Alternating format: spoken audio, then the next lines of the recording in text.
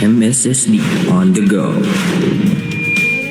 Kahandaan sa devolution, digitalization at 185 million Quick Response Fund.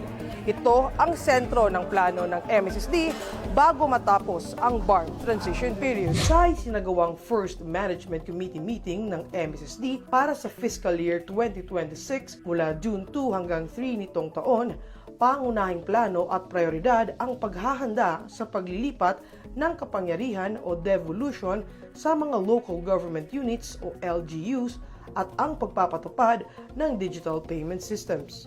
Kasabay nito, bibilisan din ang pagbubukas at pagpapatakbo ng mga social welfare centers para sa mga vulnerableng sektor.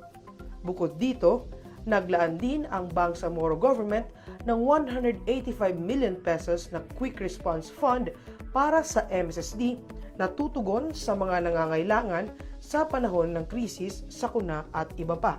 Kritikal ang pagpupulong na ito upang maitatag ang epektibo at mabilis na sistema ng MSSD sa susunod na yugto ng pamamahala.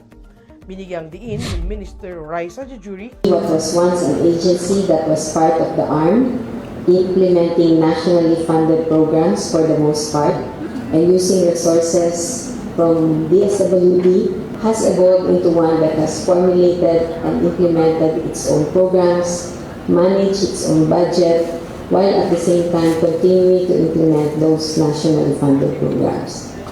At the same time, I think we have also set some standards, some standard basic cultural values as we went along, norms that contribute to reminding us to serve with integrity and transparency, and which say that we are with the leadership of the Bangsamoro government in its work for governance that is not only comprehensive and responsive, but is also morally upright. Ng ating update mula rito sa Marawi City. Ako po si Jiday Lokman para sa MSSD On The Go. MSSD on the go.